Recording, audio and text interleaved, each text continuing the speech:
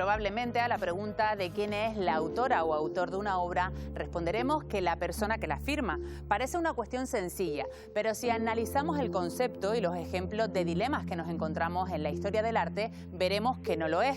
Puede firmar a alguien que no ha tocado ni el pincel con el que se ha pintado un cuadro. Encontraremos casos en los que se siguen creando originales con el artista ya fallecido o piezas en las que es imposible saber cuál es el original. Los analizamos hoy en Canarias Escultura. Esta pieza fue adquirida en un mercadillo por 26 euros. Sin embargo, su precio ahora podría rondar los 10 millones. Esta otra estuvo años decorando la cocina de una vivienda particular. Alguien se interesó por ella, la mandó a analizar y descubrieron que se trataba de una pieza del siglo XIII. Se vendió en una subasta por casi 30 millones de euros. Aquí en las islas, este cuadro estuvo décadas expuesto en una de las salas de la Casa de Colón, en Las Palmas de Gran Canaria. Se trataba de una sesión del Museo del Prado. Hace 10 años, de repente, la Gran Pinacoteca lo reclamó de forma urgente y envió otro como compensación. La causa del interés que generan estas tres piezas está en la autoría. La primera es de Alberto Durero, la segunda de Cimabue y la tercera se descubrió que era de José de Ribera. Tras conocerse el nombre que estaba detrás de cada una de estas obras, inmediatamente aumentó su valor, independientemente de la calidad de la composición o la precisión interpretativa. Sonia Cabrera, eres historiadora del arte especializada en mercado del arte. Bienvenida a Canarias Escultura. Gracias. Sonia, vamos a hablar hoy de autoría. Y vamos a empezar por definirlo, porque aunque parece un concepto muy simple, es algo más complejo que mirar la firma de una obra, ¿no? ¿Cómo definiríamos el concepto de autoría? Bueno, el concepto de autoría, si hablamos de autoría tal y como lo conocemos en la actualidad, normalmente lo asociamos a la artisticidad, ¿no? Siempre cuando hablamos de un autor le estamos adjudicando al concepto de autor cierta artisticidad, cuando en realidad lo que es simplemente que eres el primero que has hecho algo en concreto. Entonces, eso tenía su sentido en Grecia, cuando surge el concepto de autor etimológicamente, ¿no? Tenía su sentido porque, bueno, hay como una especie de nacer de la cultura, de prácticamente lo que tenemos hasta la actualidad del lenguaje clásico, y nace ese concepto de autor sobre todo asociado a la escritura, en ningún caso al resto de artes como la conocemos en la actualidad, simplemente a la escritura, porque los artistas no eran el concepto de artistas que tenemos en la actualidad, eran artesanos, o sea, escultores eran artesanos, eran hacedores de cosas. En el Renacimiento empezamos a ver ya cómo Vasari nombra a los artistas y ahí entonces ese concepto de autoría va teniendo ese empaque que le damos en la actualidad, ¿no? que le vemos como eso de genio creativo, esa cierta aura que rodea al concepto de arte. Entonces va evolucionando el término de autor hasta la actualidad, que en la actualidad eso, tenemos esa idea de autor como persona que hace algo concreto que se diferencia de los demás. El término va evolucionando y obviamente en la posmodernidad ya está el término totalmente evolucionado y ya los límites son bastante difusos. ¿Y por qué es tan importante para el mercado del arte acotar este término? Es importante porque en la evolución de ese genio creativo, al final el artista se ha convertido en la obra, prácticamente. El artista se ha llevado todo el foco de atención y cuando hablamos de un artista, hablamos de toda su creación y no de sus obras en concreto. Y prácticamente las obras aparecen difusas. Y para el mercado lo importante es el artista prácticamente más que la obra. Lo vemos en casos el intento tan importante que hay por saber la autoría de una obra, tiene que ver porque si la obra es de otro artista, siendo la obra la misma, ya no tiene el mismo valor, valor de mercado, ¿no? Hay que remarcar siempre que no es lo mismo el valor de una obra para la historia del arte que el precio de la obra para el mercado. Esa diferencia es fundamental. Entonces, es muy importante saber quién es el autor porque el precio no va a ser el mismo en el mercado. Tenemos un caso reciente con el Salvator Mundi, que cuando se encontró, salió a subasta en Christie's en el año 2017, se vendió además por precio de 450 millones, la obra más cara de un artista muerto. Era de Leonardo, se suponía que era de Leonardo, pero con el paso del tiempo hay otras investigaciones que dicen que no es de Leonardo, sino que es de gente de su taller, por estudios que hay de Leonardo recientes también que se han visto que tiene dibujos del Salvator Mundi y no eran así. Entonces, esa obra ya no vale eso, pero la obra sigue siendo la misma, con lo cual para el mercado la autoría es fundamental, porque una autoría implica una validación dentro del mercado. Es como decir, vale, todo lo que se ha construido en torno a esta figura como artista es lo que está validando también el precio de estas obras, ¿vale? Entonces está todo relacionado. Desde el momento en que ya ese autor no es el autor de esa obra, se desmonta todo el circuito de ponerle un precio a una obra. Y para la historia del arte, para la academia, ¿cómo se valoran las obras o qué importancia tiene la autoría a la hora de valorar las obras?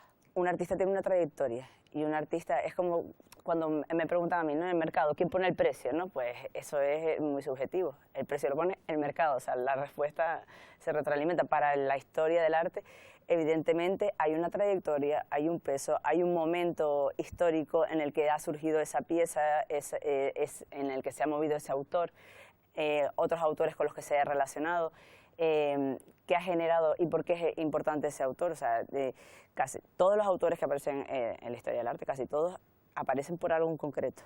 No aparecen porque sí de la nada, muchos suponen una inflexión, muchos suponen una aportación de una determinada línea, un determinado discurso. Entonces casi todos tienen una determinada aportación.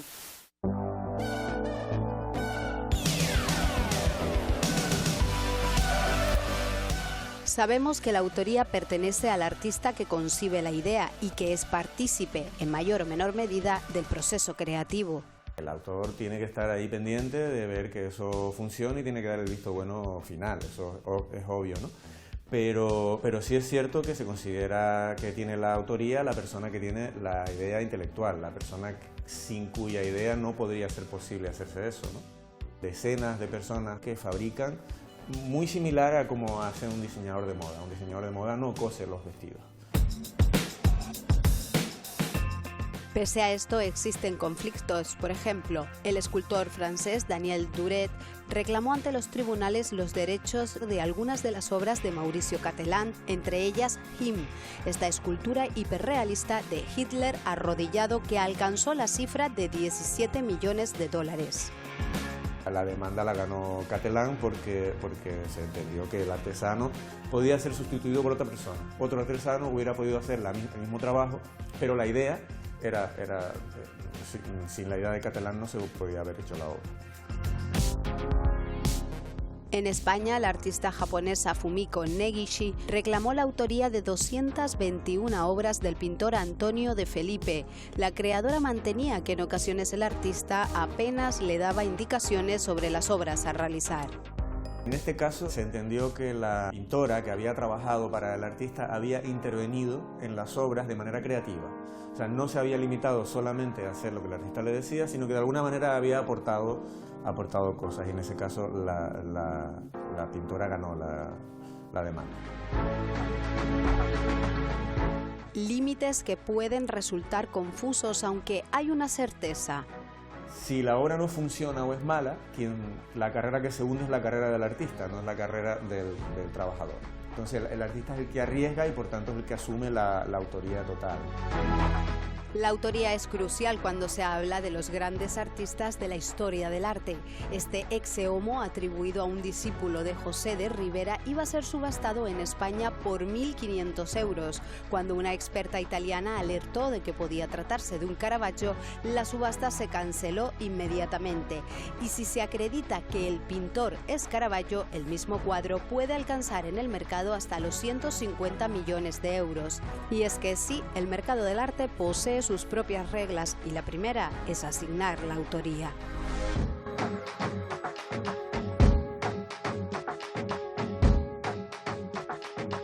Vamos a ver algunas de las dificultades a las que se enfrentan a la hora de determinar una autoría. Por ejemplo, ¿qué conflicto se encuentran ante una obra múltiple? La obra de reproducción múltiple, por ejemplo, tipo grabados, fotografía y este tipo de piezas, están numeradas y eso es lo que valida las piezas. Lo que pasa es que cuantas más haya, más grande sea la tirada, pues no es lo mismo una de 50 que una de 300. Entonces, cuanto más grande sea la tirada, menor valor tiene la pieza.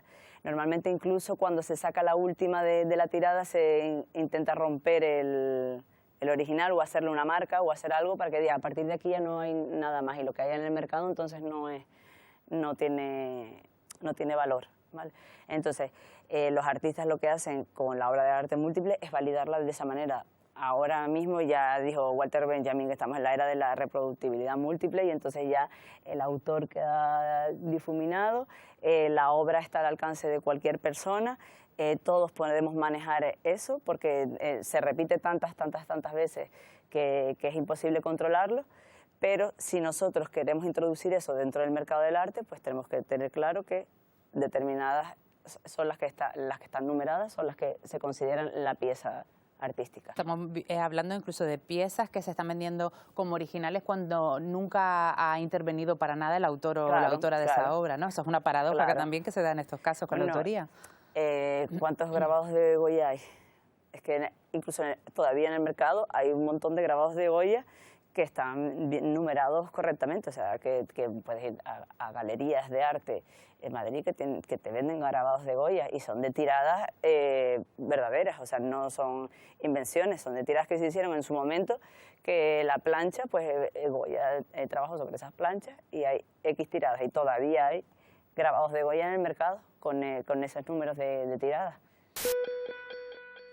Que sea una edición limitada. Esta es una premisa fundamental para la reproducción múltiple, aunque el número varía dependiendo del tipo de obra. Esos ejemplares en escultura se supone que no pueden superar los 12 y en grabado pueden ser cientos, pueden ser realmente varios cientos. Pero desde el principio tiene que estar estipulado cuántos se van a hacer y entonces el autor o autora tiene que ser responsable de la idea, por supuesto, y también tiene que estar vinculado al proceso de creación y darle el visto bueno al final. Se supone que cuando se agota la edición, el molde se debe romper, sin embargo, no siempre es así, y tras la muerte del artista se sigue editando y realizando obra. Hay muchos expertos que consideran que cualquier obra que se haya hecho, que se haya producido con posterioridad a la muerte del artista, no debe ser aceptada como un original. Y sea o no un original, cada técnica se rige por unas normas diferentes. Es que los grabados tienen, como son procedimientos de reproducción que no son estrictamente industriales, tienen unas ciertas variaciones entre las obras. Y eso es positivo. No es necesario que la obra esté firmada para que sea original, pero sí es un dato importante que nos informa de que el artista ha estado ahí y que ha estado pendiente.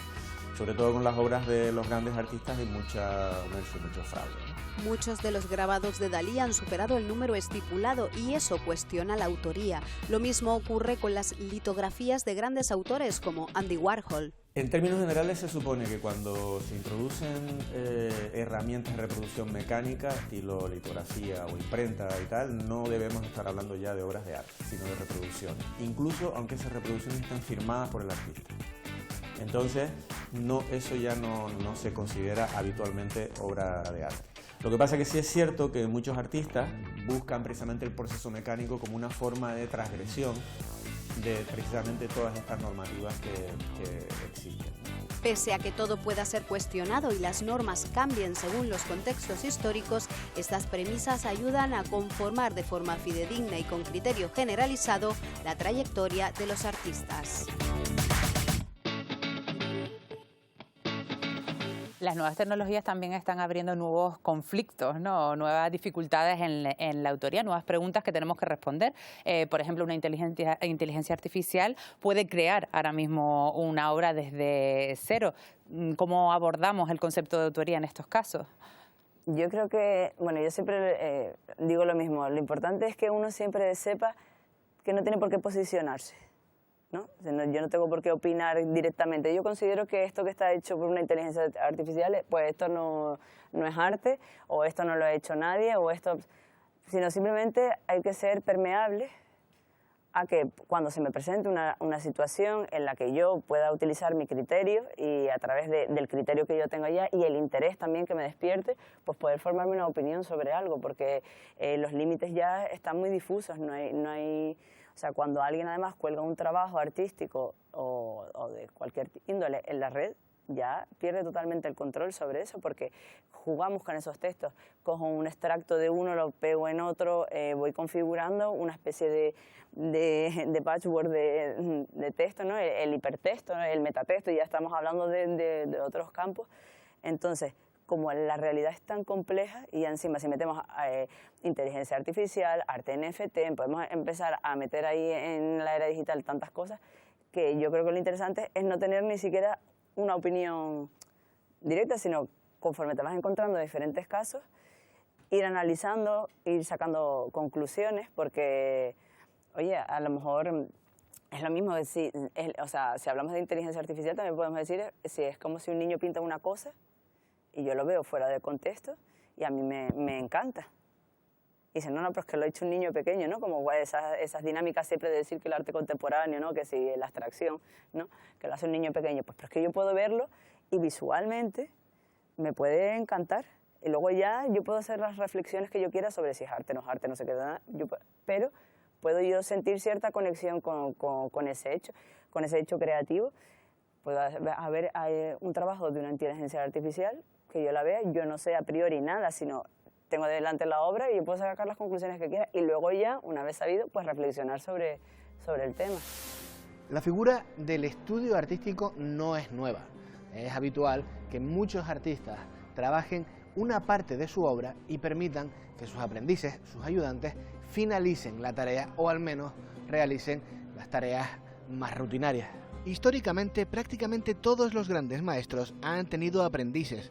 De esos talleres, en muchas ocasiones salían otros grandes maestros. Giulio Romano trabajó en el taller de Rafael, Van Dyck en el de Rubens. Rembrandt comenzó su carrera como aprendiz de Lastman, que además era su suegro. A día de hoy, el mercado del arte diferencia entre las obras pintadas íntegramente por el autor de las obras de taller, las que ha actuado en mayor o menor medida algún aprendiz. Estas últimas tienen un valor económico inferior. El siglo XX llevó todo esto un paso más allá y hemos pasado de ver obras en las que no todas las pinceladas estaban dadas por el artista firmante a ver algunas en las que el que firma no ha dado ni una sola pincelada.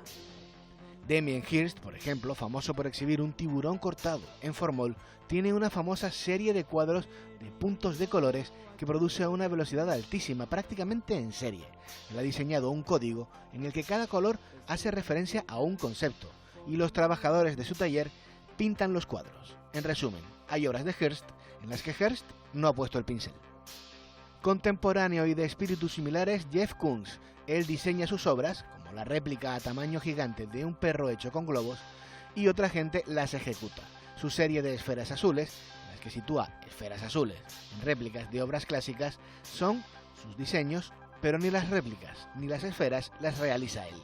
Koons afirma que no es importante quién sujeta el pincel, sino quién da las indicaciones. El debate sobre la autoría en el arte está ahora mismo muy abierto con la llegada de las inteligencias artificiales, algoritmos que plasman ellas solas ideas en pocos minutos. Cuando empezó este vídeo le pedí a una de esas inteligencias artificiales que pintara dos cosas. Ahí las tienen. La cantante Rosalía pintada al estilo de Diego de Velázquez. Barack Obama retratado siguiendo a Pablo Picasso. Aquí están, estas obras existen, así que alguien habrá tenido que crearlas. Pero ¿quién? ¿Una aplicación informática? Ella no habría hecho nada si yo no le doy la orden. ¿Yo? Que no soy capaz de hacer una cara con un 6 y un 4, ya ni hablemos de sujetar un pincel. ¿Quién es el autor de este Obama cubista? Que la autoría desaparezca directamente, ¿no? Un poco la tendencia desde la posmodernidad, como comentaba. Hay muchos artistas que tienen el ego, ¿no? Además de notoriedad, ¿no? Que les gusta, lo vemos en el mercado con muchos artistas que al final son como estrellas, ¿no? Pero yo creo que el artista en sí, el artista verdadero, lo que está buscando es crear. Y lo importante es la obra, más allá de eso.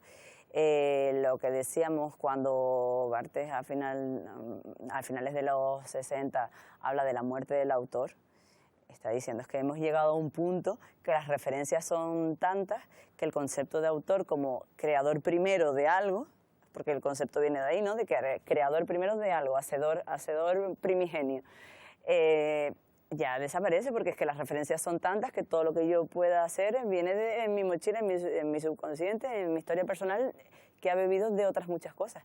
Entonces, la idea es que el autor vaya pasando a un segundo plano totalmente. Y eso no quiere decir que el artista no tenga importancia, por supuesto, porque sigue siendo muy protagonista, pero la idea es que la protagonista sea la obra. Y las prácticas artísticas contemporáneas van mucho en la línea también de lo colectivo, eso es lo que comentábamos antes, lo colectivo, lo relacional, lo participativo, y una experiencia que el arte sea algo que se pueda vivir, que se pueda experienciar y que se aleje un poco de ese artista neoliberal que ya está tan encasillado y tan metido dentro del circuito del capitalismo que ya ha abandonado ese aura de la obra, sino que el aura la tiene el artista.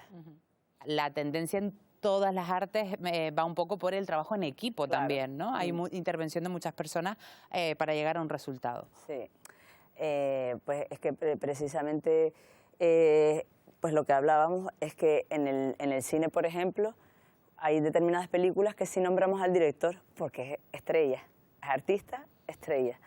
Y las nombramos esas películas por el director, pero habrá muchísimas películas que nos han encantado y las nombramos por lo que hemos visto que es el actor que conocemos o algo así.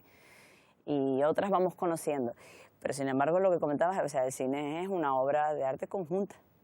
Es un trabajo en equipo, o sea, no es solo el director. Hay determinadas películas, por ejemplo, yo pienso en Las Horas y para mí es Philip Glass, que es la música. O sea, que yo pienso en Las Horas y ni siquiera pienso en las actrices, el director ahora mismo ni me acuerdo quién era, pero para mí la película es la banda sonora de esa película. Entonces, pues eso yo creo que también es muy interesante y el cine también ha sido pionero en muchas cosas, entonces yo creo que también en esa idea de colectividad es fundamental. En todas las disciplinas artísticas hay personas, sonidos o elementos que han acaparado la atención de una obra y han relegado su autoría a un segundo plano. En la música existen numerosos ejemplos. Uno de ellos es la Novena Sinfonía de Beethoven. El compositor alemán se inspiró en el poema Oda a la Alegría de Friedrich Schiller y tardó 6 años en componerla, estando ya además sordo. La fuerza del último movimiento ha prevalecido sobre los otros 3 y es el que recuerda la mayor parte del público. Se han realizado tantas versiones que entre las nuevas generaciones muchos, aunque reconocen la música, no identifican a su autor. De hecho, desde 1985 es el himno de la Unión Europea. También en el mundo del cine hay películas, auténticas obras de arte que son recordadas no precisamente por el gran trabajo que hicieron sus creadores, guionistas o realizadores, sino por una secuencia concreta, un personaje o alguna figura del elenco. La cinta Thelma y Louise, del director Ridley Scott, cuenta con una fotografía espectacular, una de las mejores bandas sonoras y una calidad excepcional en las interpretaciones. Sin embargo, para muchos será recordada siempre por esta escena de Brad Pitt que lo lanzó a la fama. Ladies, gentlemen, let's see who wins the prize for keeping their cool. En la obra de teatro 5 horas con Mario, Miguel Delibes recrea la España de la dictadura franquista y la falta de comunicación dentro del matrimonio. Lo hace a través de la voz de Carmen, una mujer que le habla al cadáver de su marido que acaba de fallecer. Durante las últimas 4 décadas esa voz ha sido la de la actriz Lola Herrera. Son tantas las representaciones que su carrera ha quedado ligada a esta obra y el público identifica el texto con su persona. Retiré la mano como si me hubiese quemado. René Magritte se consagró como uno de los pintores más influyentes del siglo XX. Algunas de sus obsesiones dentro del movimiento surrealista han marcado su obra, tanto que se hicieron más famosas que el propio autor. Pipas, sombreros, personajes de espaldas y sobre todo manzanas, tantas que a la hora de definir alguna de sus pinturas pocos hacen alusión al autor, sino más bien, como en este caso, al cuadro de la manzana. Y muchos reconocerán este ritmo y este baile, la lambada. Menos serán seguro los que recuerden el nombre del grupo que la popularizó.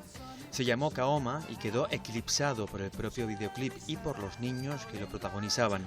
Aquel tema les lanzó a la fama, pero poco después cayeron en el olvido. Algunos pueden pensar que se hizo justicia teniendo en cuenta que su único gran éxito, fue copiado de una canción andina creada 10 años antes.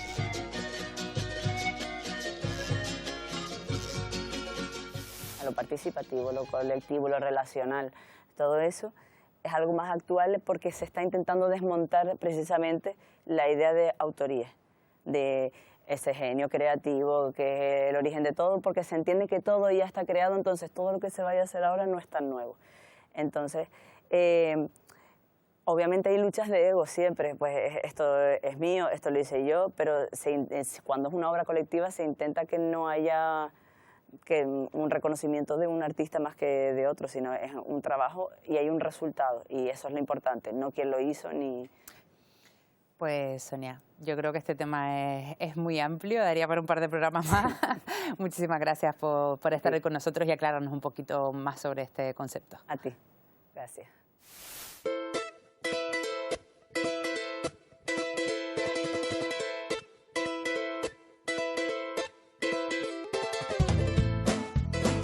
Genterío, multitud de personas. Es una obra colectiva, la pintó un genterío.